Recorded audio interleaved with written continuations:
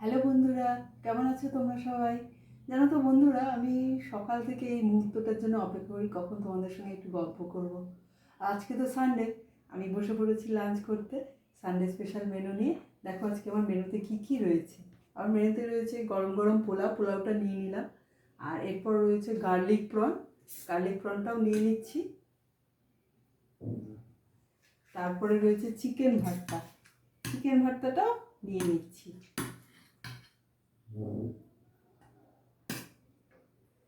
তারপরে শেষ পাতে আছে মিষ্টি, মিষ্টিটাও নিয়ে নিচ্ছি। এই হলো আজকে আমার লাঞ্চের মেনু।